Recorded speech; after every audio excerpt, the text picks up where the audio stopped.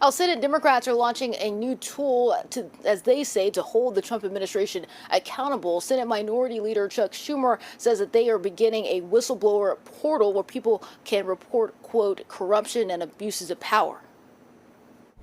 And Kaylin, the Trump administration is moving ahead with its plans to reshape the federal government as well. Right. Before you go, what can you tell us about an order to workers at the Consumer Protection Agency to halt all work immediately? AID. This week, it's the Consumer Financial Protections Bureau. And really right now, the Trump administration is ordering those workers to stop nearly all of their work and to stay home, work remotely. The Russ Vought, he is the new White House budget director and a chief architect of Project 2025, directed the agency tasked with protecting consumers from financial fraud and abuse to stop working on proposed rules and investigative work. Democrats like former House Speaker Nancy Pelosi called the agency critical, saying it's returned billions of dollars to taxpayers.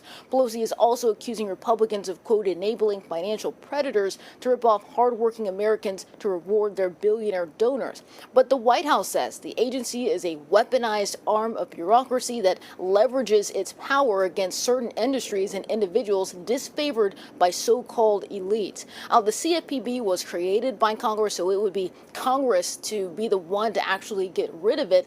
But the head of the agency does have the power to decide to enforce or not enforce things. Back to you.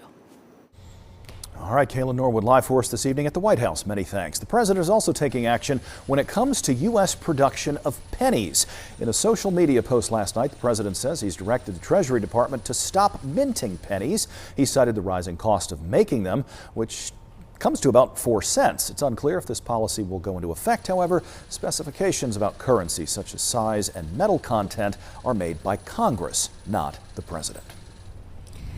Well, Lainey, a penny for your thoughts. Is it going to snow? Because I'm worried already. I know a lot of folks, of course, are anxious, wondering if we're going to have any wintry weather. And there will be a touch of snow and sleet in some areas. Also, rain. And for most folks, it's a cold rain and maybe even a freezing rain in spots. We're going to do our best to kind of explain this to you. Tuesday and Wednesday, those are our winter weather threats. And then for the rest of the week, it is just messy and wet. We're going to see some 2 to 4 inches of rain, pure water between now and the end of the weekend. We've got a couple of mild days thrown in there as well. The temperatures have dropped significantly from yesterday, some 15 to 20 degrees cooler.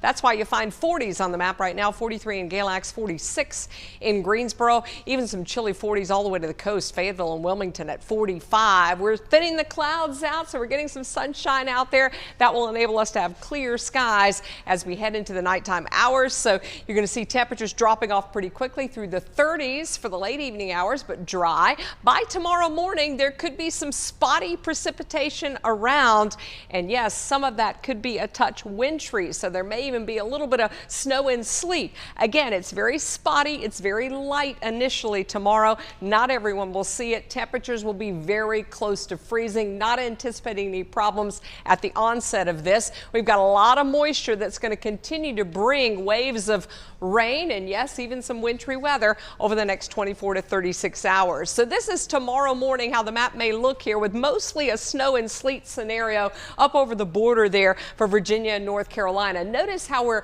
relatively dry across the triad, at least initially. We'll continue to kind of moisten the atmosphere as we go through the day. This is tomorrow afternoon. Those temperatures may get a chance to get well above freezing too, so that we're talking about mostly a rain event in parts of our area, specifically the triad. What we're concerned about is this little area here that stays kind of purple, right? That is a worst case scenario for us, meaning that we could have significant icing and wintry weather in that winter storm warning zone, which you see right here includes Ashe County as well as Allegheny County and up over the border into Virginia. Now, less of a concern, but still something we need to be aware of. Winter weather advisory zone does include many of our communities from Surrey into Stokes, Wilk, Forsyth, as well as Guilford County. This is mainly an I-85 north and west concern. And again, it's a rather low end concern as a winter weather advisory. Temperatures are going to be flirting with freezing. What's happening upstairs in the atmosphere, we're going to cool, or I should say warm, from the top down. So we may see a little bit of snow and sleet kind of spotty around tomorrow morning. Remember, it's very spotty. As we go through the day, we're going to see a transition, maybe to some freezing rain and some rain, and then the rain really picks up. So this is more of an elevated situation for the Piedmont Triad, meaning, yes, I do think there's going to be some icing on the trees in the Triad. We're concerned about bridges and overpasses as a possibility, but I'm most concerned about this zone here kind of staying in a freezing rain scenario.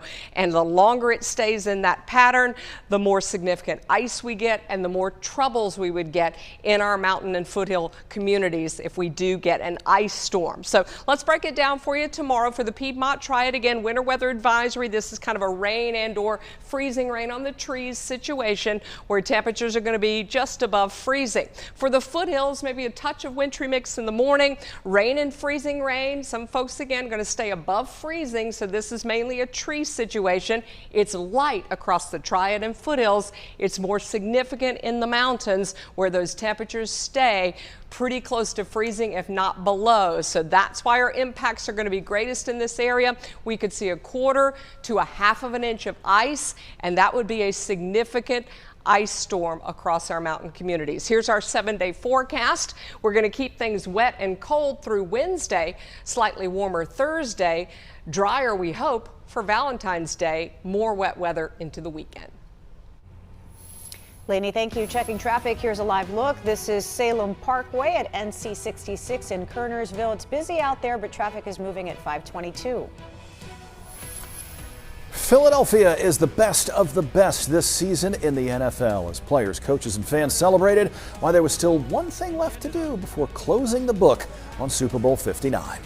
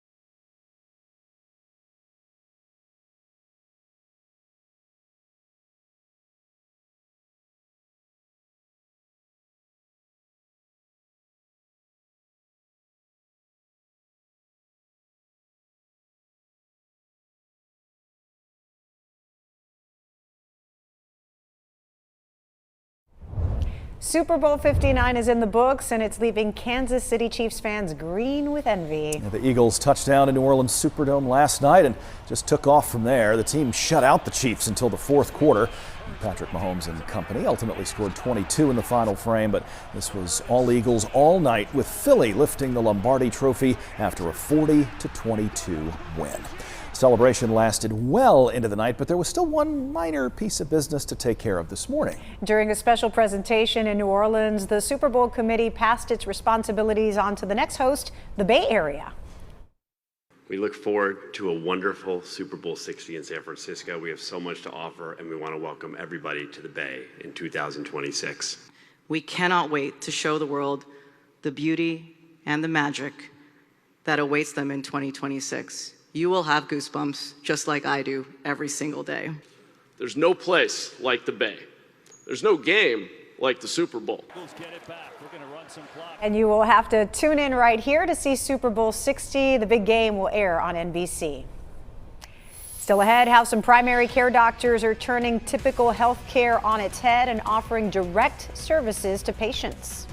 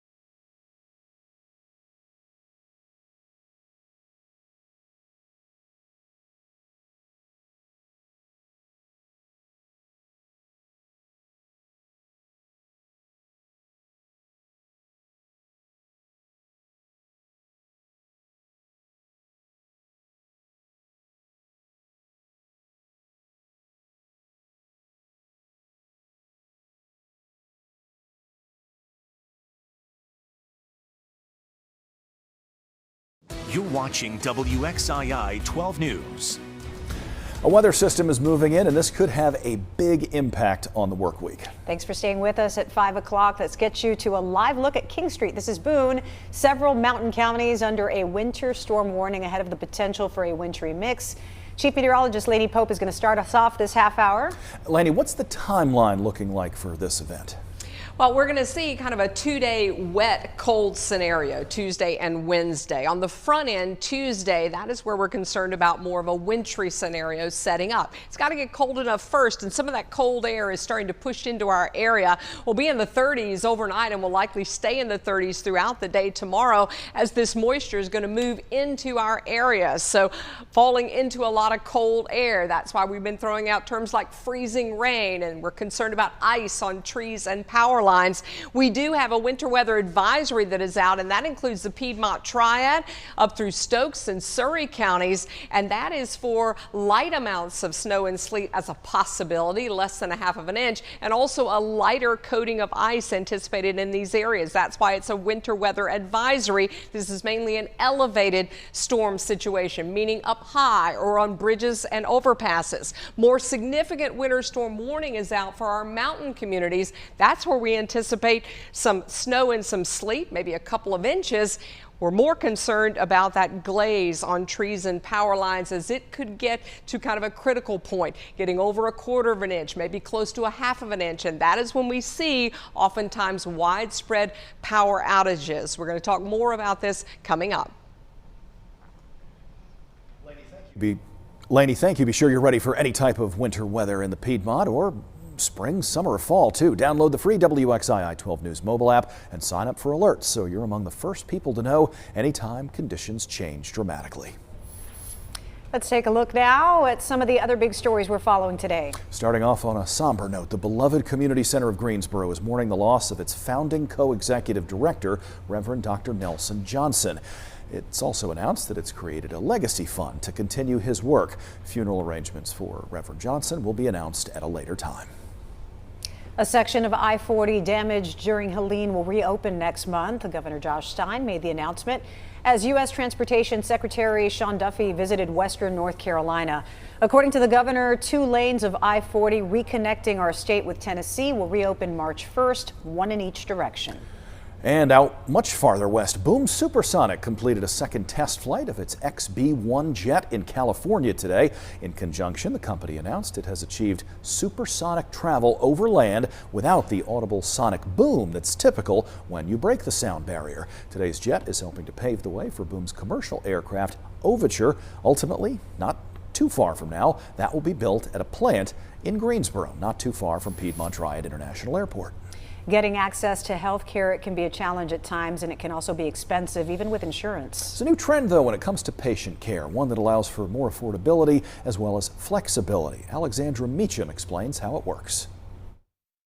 The methods and morality of insurance companies in America is under public scrutiny. What if there was a different way to approach care and afford it? It was completely different than how the traditional medicine is. You kind of come into this office and you sit and you're the only one, and you're not in a waiting room for hours, and he genuinely cared. Megan Chavez is a Shreveport small business owner who shopped around for health insurance options but encountered outrageous prices. Comparable prices were $1,500 a month and some crazy $20,000 plus deductible. A financial situation many business owners face. It's paid its money back, weight in gold. They found an alternative, Mira Direct Primary Care in Bossier City. I was in traditional practice and I was seeing 30 patients a day, and we were just shuffling patients in and out. Owned and operated by Dr. Todd Flowers, who gives his patients his cell number so he's available 24 hours a day for anything they may need. He has a wonderful team of nurses, very friendly. Take a big deep breath in and out for me. Dr. Flowers is a primary care physician who offers all the services of a regular clinic, but instead of taking insurance, he offers a monthly subscription of $130. That includes unlimited free visits, no copays, or hidden fees that sometimes appear with insurance billing. The transparency of, I know exactly how much this is going to cost. I'm not going to have to pay a copay.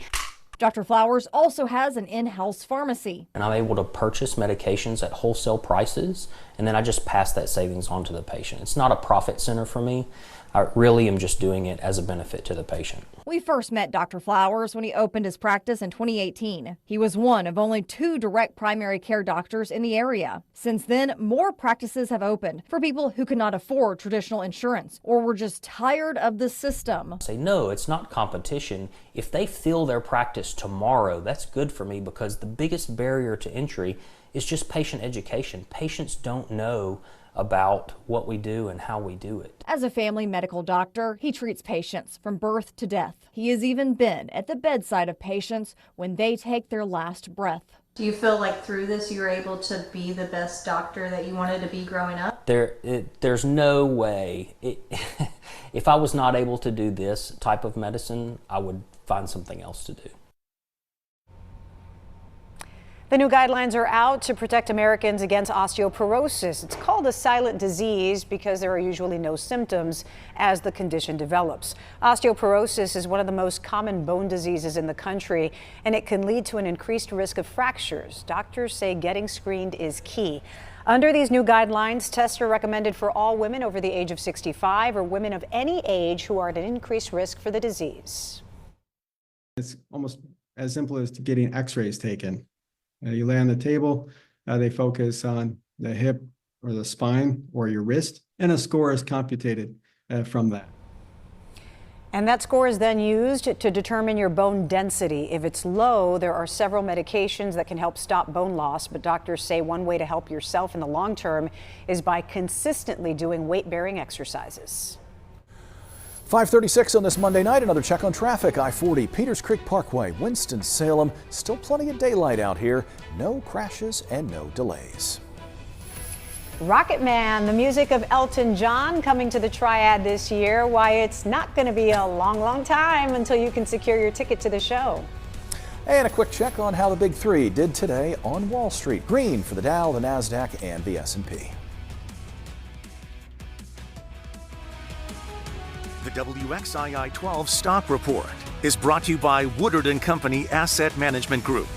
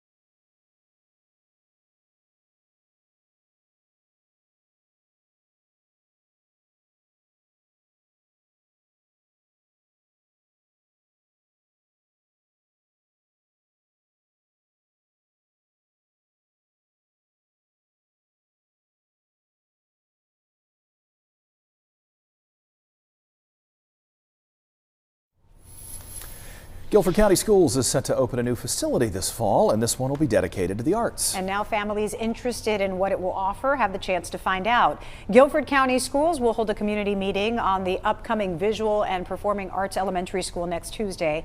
It will be from 6 to 7 p.m. at the Simpkins Pavilion at Barber Park. Those attending are encouraged to RSVP by this Friday. A tribute to musical icon Elton John is coming to the Piedmont Triad. The Rocket Man Show will take the stage at the Tanger Center August 23rd. Tickets go on sale this Friday morning at 10. The Rocket Man Show is billed as a night of the greatest hits by Russ Anderson, Elton John's official 70s body double in the Farewell Yellow Brick Road tour. Moving forward, they may just look like animals, but mules are making a huge difference in helping Western North Carolina recover. Why the effort had a big setback over the weekend.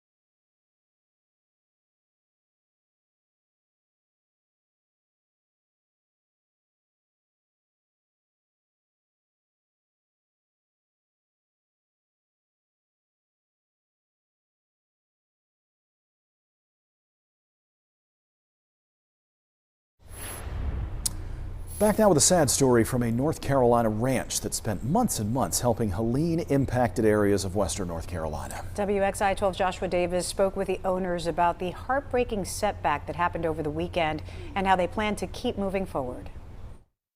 For the owners of Mountain Mule Packer Ranch, these guys are more than just animals. They're an important part of relief efforts in western North Carolina. They're a part of their business, but most importantly, their family. Early Sunday morning, Mike and Michelle Tober received the call that 3 of their mules, Vader, Amigo, and Kev, were hit by a car after a tree damaged their ranch's fence, allowing the mules to wander away from their pasture. In the months following Helene's devastation of mountain communities in western North Carolina, their entire mule train has been instrumental in getting supplies to areas where cars and other equipment just couldn't go.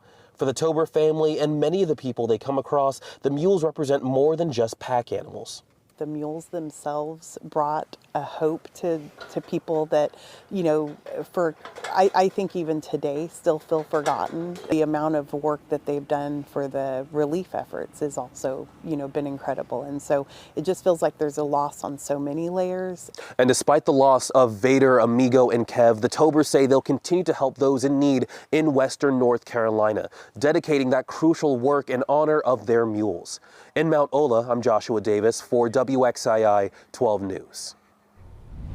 Joshua, thank you. The village of Chimney Rock is doing its best to move forward after Helene. There's been steady progress since that storm hit, but the mayor says a full recovery is still likely years away. One of the recent more encouraging signs, construction is underway on the village's water system. We've got a task force that's just doing a tremendous job of putting a master plan together to rebuild the village. The bridges have to be replaced, the highways, that's all just massive infrastructure that has to be put back in. The need going forward, is a huge need for money. Chimney Rock lost about 30% of its businesses during Helene. The mayor says once sewer and water projects are finished, the village can begin welcoming guests back to town, hopefully as soon as Memorial Day. And after that little weather tease on Sunday, Memorial Day weekend, as far as I'm concerned, can't get here soon enough. Same. Gosh, that was nice. As villages and towns rebuild, we're also getting a better understanding of Helene's impact on the fishing industry. As Carol Clark learned firsthand, the storm has created a big challenge for the billion-dollar trout industry. Yeah, this is where it gets interesting. So this creek side over here is not supposed to be there. It's supposed to be over there. David Deaton is finally able to drive to the upper raceways of the Armstrong Fish Hatchery in McDowell County. He supervises fish production for North Carolina Wildlife Resources. Normally be going up here. Before the storm, we would just go straight. That would be the road. As rough as it looks, it's looked rougher. The torrential rain washed trees into huge debris piles that tore through the hatchery. Right outside the hatchery gates, a house used to stand there. You can see the foundation. During the storm, a huge debris pile came flowing down Roses Creek, hit the house, and carried it to the other side of the road. That house is somewhere in that pile. Further up the valley, those debris piles destroyed asphalt, tore up earth. Dirt that covered those pipes got ripped away just because of the velocity and the volume of water that came through. And in a lot of cases, it took the pipes with it. Without water, the fish died. They lost 608,000 trout. Be thankful you can't smell this picture. When the road is strengthened, tankers will remove the dead fish. Downhill about a mile from the top of the hatchery, the lower raceways have been cleaned up. Tens of thousands of rainbow trout are being brought in from the Setzer Hatchery in Brevard. They're packed in super oxygenated water tanks, released in a rush of water into the raceways. It's a sight that does David Deaton's heart good. And it's a sign of renewal for his exhausted crew at the hatchery, who were airlifted out after the storm. We're moved back up here now and trying to get back to some kind of normal. The hope is for a near normal trout season this year. Workers have been out assessing the streams. There's a few that are just not going to be accessible. Not yet, at least, but they're getting there. Back into the swim of things. In McDowell County, Carol Clark, WXII 12 News. And you can stay up to the minute on recovery efforts in Western North Carolina by downloading the WXII 12 News app. We will have updates on the progress being made, as well as any ways you can continue to help those impacted. All right, from Western North Carolina to Northwest North Carolina, we've got an interesting few days on tap. All right, Lainey Pope is here to tell us what we can expect today and the next couple of days. Lainey. Wet. Wet weather across the area, and yes, some of it will be wintry. We are talking about several inches of rain in our 7-day forecast, and like I said, the front end of this is likely going to be wintry. You take a look at Mount Airy, where there's sunshine out there today, just not as warm as yesterday, right? We've got gray skies and rain in the forecast for the coming days. Look at the high rain chances for Tuesday and Wednesday, dropping off a little bit Thursday. Right now, Valentine's Day does look dry. We just have to get there. Our temperatures are going to be be cold too, so it's cold and wet for Tuesday and Wednesday with highs that are in the 30s and maybe making it to 40 by Wednesday. We're in the 40s right now, so quite chilly across the area. 44 in High Point, 47 in Elkin, and 41 in Sparta. We do have the clouds moving out, so clear skies, at least for now. That will change as we got another batch of moisture and cloud cover out to the west, and that is going to be moving east. So we'll look for it initially maybe to be a burst of some snow and sleet, especially across our Virginia communities. That will happen overnight, early tomorrow morning. Notice that it's fairly dry across the Triad in the morning hours, maybe some spotty mixed precipitation. It's probably lunchtime or later that we start to get the real significant steady precipitation across the area. By that time, a large part of our area is going to be above freezing, so it is mainly rain.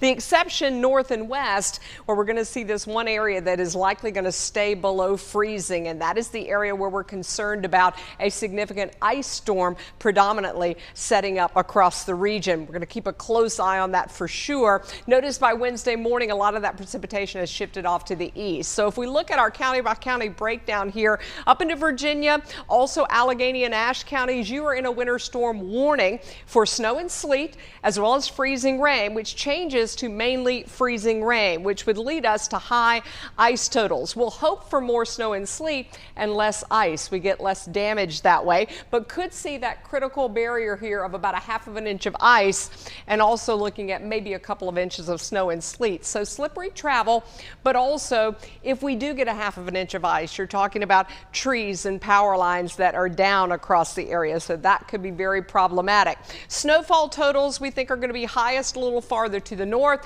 lighter snowfall totals across our mountain communities. It is the ice that we are most concerned about in northwestern Wilkes County up into Allegheny, Ashe, and then also northern Surrey up over the border into Virginia. We have a winter weather advisory out from Mount Airy down to Wilkesboro. Also includes Winston-Salem, Greensboro, and Burlington, and that is for some very light wintry precipitation. Some of it could be snow and sleet, at least initially, and then a transition to some rain and some freezing rain. And then I actually think we're going to transition to just plain old cold rain by late tomorrow afternoon. It may switch back briefly to freezing rain overnight into early Wednesday morning. A glazing on trees and power lines. Yes, we think we'll see at least a light glazing. And yeah, there could be some slippery travel out there, especially elevated surfaces like bridges and overpasses. Now, in the southern Piedmont Triad, we're talking about mainly rain, and it could be a lot of rain, some 1 to 2 inches over that 2-day period, which could likely bring those streams and creeks up. Make sure that you're alert. Wet roads out there. Be alert on bridges. I think temperatures are going to stay above freezing in that zone, but definitely could be cautious. You look at rainfall between now and tomorrow afternoon, and then you add to that tomorrow night into Wednesday, and then into Wednesday afternoon, you're seeing some significant rainfall totals, especially south and east. So for tomorrow in the Triad, we've got spotty mix as a possibility. Shouldn't cause any problems on the ground. By afternoon, temperatures are still kind of hovering in the mid-30s. Some rain, maybe a little bit of an icy, mixy kind of rain in the late day hours with that glazing. For the foothills, we're looking at temperatures that stay kind of in the mid-30s. That wintry mix or that freezing rain is a possibility. More significant, of course, in the mountains where temperatures stay below freezing, and we're looking at mainly ice causing a problem. Here's your 7-day forecast. We will dry out some by Friday, hopefully for Valentine's Day, and bring in some more wet weather for the weekend. Thank you, Lainey. This is The Voice. A new season is underway, and tonight a singer from right here in the Piedmont Triad will be on the main stage. We've got a first look at her performance.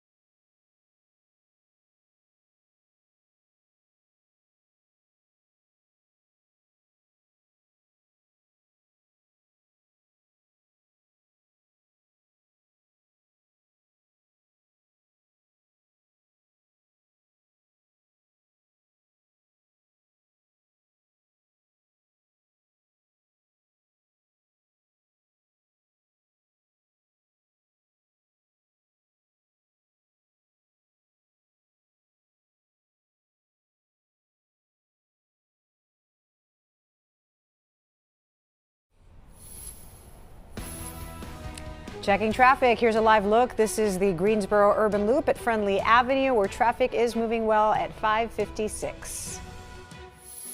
Look at you, cool guy, you got it. See the parties and the diamonds. Sometimes when I close my eyes, 6 months of torture, some forbidden paradise. Wow, that was Tatum Scott, a High Point native whose blind audition airs tonight during an all-new The Voice. Spoiler, she's pretty good. Yeah. This season's newest coach is country superstar Kelsey Ballerini. And as Mark Barger shows us, she's on a bit of a learning curve, but is fitting right in. This is real life. Voice contestants were not the only ones in a bit of disbelief as the new season started. I was really scared.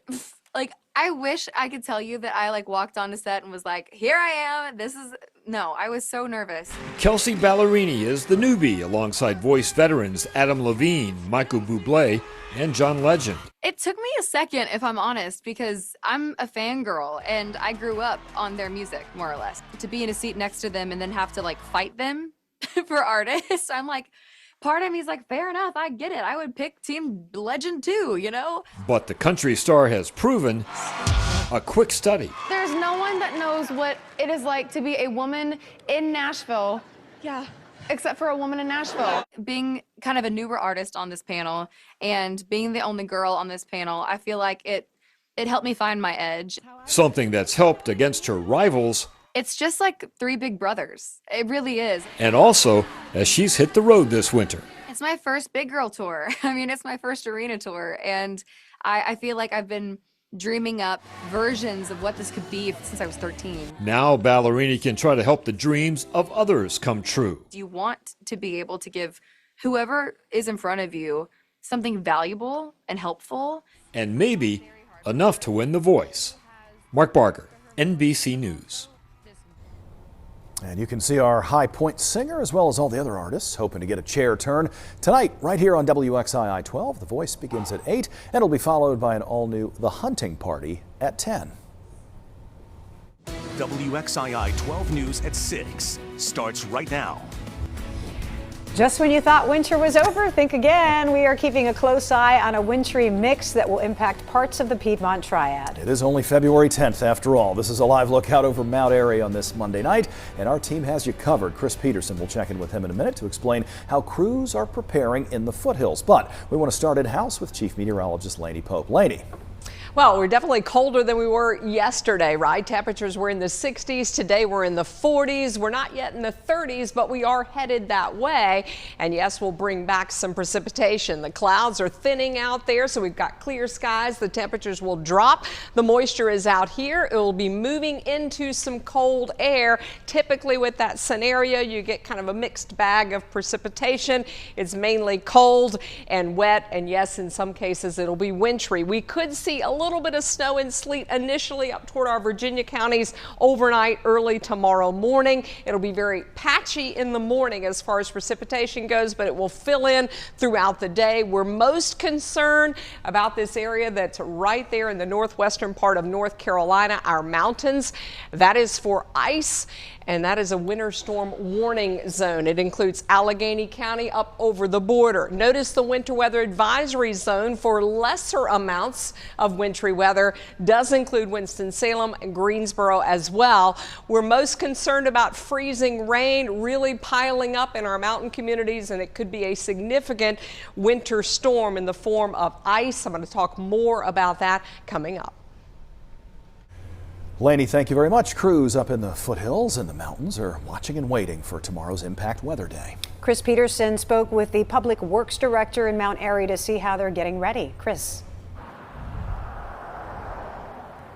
The weather up here in Mayberry has been beautiful all day, but it's expected to turn messy. Mitch Williams is the Public Works Director here in the city of Mount Airy. He says that no matter what falls from the sky overnight, his crews are ready to keep the roads clear. Now, there are 70 miles of roads here in Mount Airy, and they divide the city into 5 sections. This afternoon, workers attached plows to trucks. They also made sure salt trucks were ready to go. Now, the Stokes County DOT, they did brine Highway 52 from the Forsyth County line to the Surrey County line, but nobody else did any pre-treating of roads because they're expecting this to be more of a wet weather event, and that will just wash all the brine off of the roads. Now, Williams says there are over 50 trouble spots like bridges and shaded areas that they watch inside the city limits of Mount Airy. And he says the terrain in town and in the county can make conditions tricky. Yeah, up here in the upper Piedmont, we have rolling topography. So Mount Airy has roughly a difference in elevation of maybe 200 to 300 feet. Like the upper side of Mount Airy is probably about 250 feet higher than where we're standing here. So we always keep an eye on the upper side of Mount Airy first. Sometimes they can have a couple of more inches of snow than where we are down here.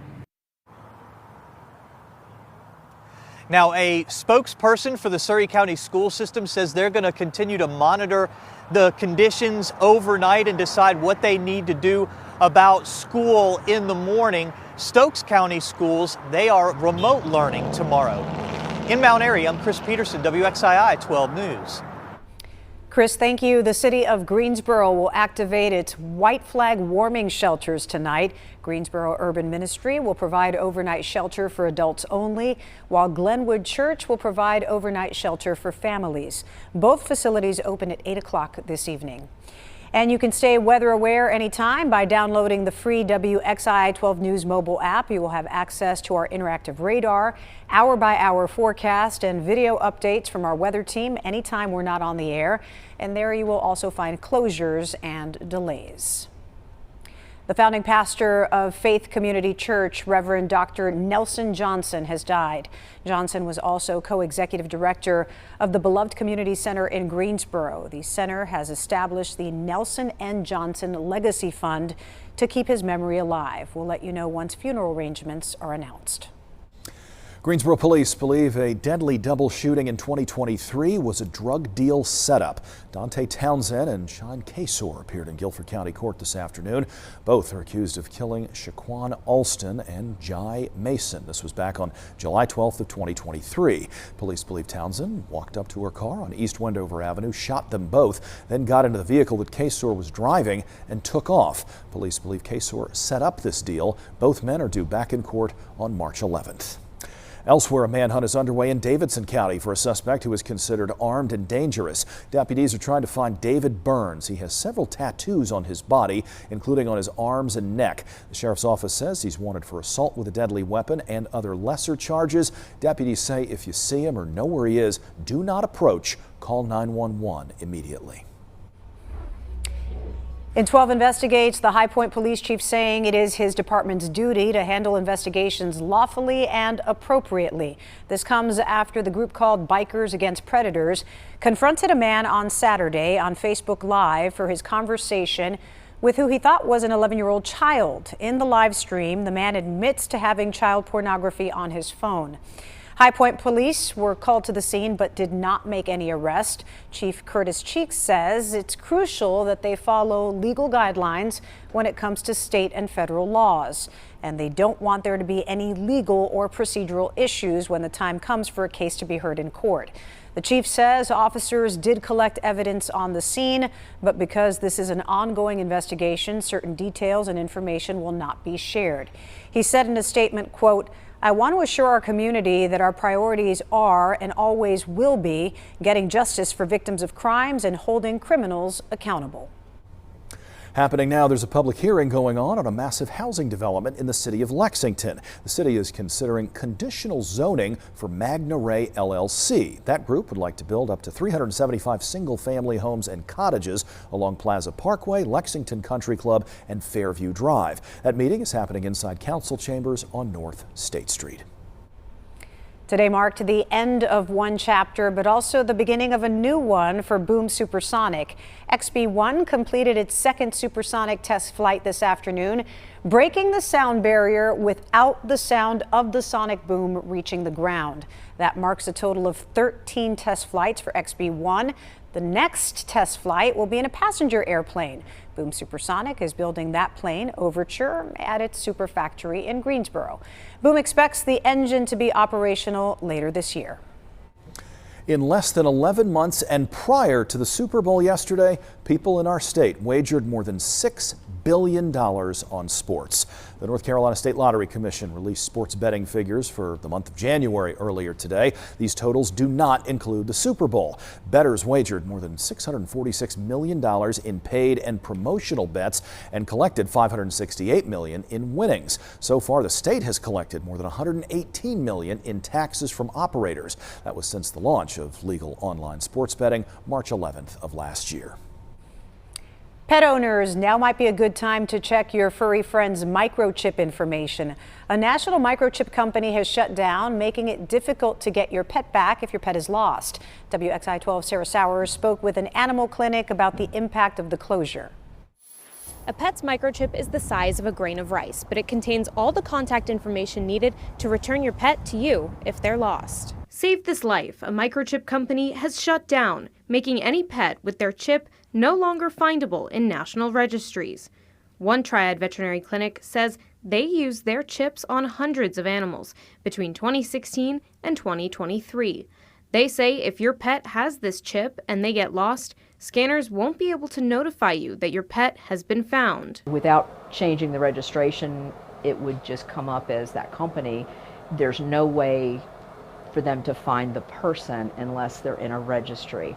So all that comes up is a number on the scanner. It doesn't have any personal information. You have to go into the database to get that information. And it's also really important to keep your information up to date. Guilford County Animal Services says all of their animals are microchipped through AKC Reunite. They say it's the best way to get pets back home. If that company's out of business, there's not much you can do about it. If they ever do get lost for whatever reason, it's the number one 100% way to be reunited with your pet. The advice now? Register your pet in the free Pet Chip Registry or sign up with a different provider. Pets can be scanned for free at local animal shelters or vet clinics to see if they have a microchip. You can also find a link on our website, WXII12.com, to see if their registry is still active. Reporting in Greensboro, I'm Sarah Sowers for WXII 12 News. Sarah, thank you. And we have reached out to Save This Life for an update on the closure and how many animals are impacted and are waiting to hear back. And you can help join in the fight against hunger this week by donating to our first food drive of 2025. We'll be out collecting donations for Second Harvest Food Bank Wednesday at the Food Lion on High Cone Road in Greensboro. Audrey Bisk will be out there in the morning, then Christine will take over in the evening hours. You can also donate safely and securely online at WXII12.com/Second Harvest. Suffering a setback, what happened to a group of animals providing support in western North Carolina and how the owners are pushing forward. And coming up in sports, North Carolina aims to snap a current 3-game road losing streak with a massive showdown against Clemson. Plus, Deacs fans know he's earned it. Cam Hildreth picks up an ACC award. Details just ahead. Tonight we hear from Canadians about the growing anger toward the United States over a developing trade war. Also, we'll tell you about the promising new approach to treating kids with mild peanut allergies when we see you on Nightly News.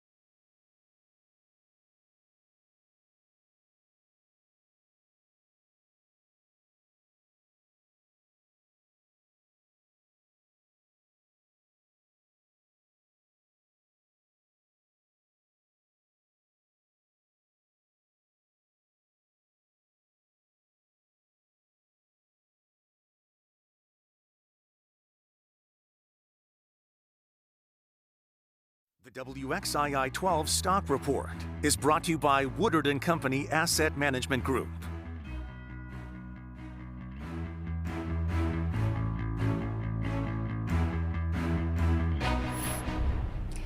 I-40 at the North Carolina-Tennessee state line is expected to partially reopen on March 1st. That is according to an announcement by Governor Josh Stein, the governor confirming that date during a visit by U.S. Secretary of Transportation Sean Duffy this afternoon. Stein said one lane will reopen in each direction. I-40 has been closed since late September of last year after landslides caused by Hurricane Helene washed out sections of the road. Some sad news tonight. Several animals who helped get much needed supplies into parts of western North Carolina ravaged by Helene were killed in an accident over the weekend. WXI 12's Joshua Davis is in Rowan County with the owner's request to their community. For the owners of Mountain Mule Packer Ranch, these guys are more than just animals. They're an important part of relief efforts in western North Carolina. They're a part of their business, but most importantly, their family. Early Sunday morning, Mike and Michelle Tober received the call that 3 of their mules, Vader, Amigo, and Kev, were hit by a car after a tree damaged their ranch's fence, allowing the mules to wander away from their pasture. In the months following Helene's devastation of mountain communities in western North Carolina, their entire mule train has been instrumental in getting supplies to areas where cars and other equipment just couldn't go. For the Tober family and many of the people they come across, the mules represent more than just pack animals. The mules themselves brought a hope to people that, you know, I think even today still feel forgotten. The amount of work that they've done for the relief efforts is also, you know, been incredible. And so it just feels like there's a loss on so many layers. And despite the loss of Vader, Amigo, and Kev, the Tobers say they'll continue to help those in need in western North Carolina, dedicating that crucial work in honor of their mules.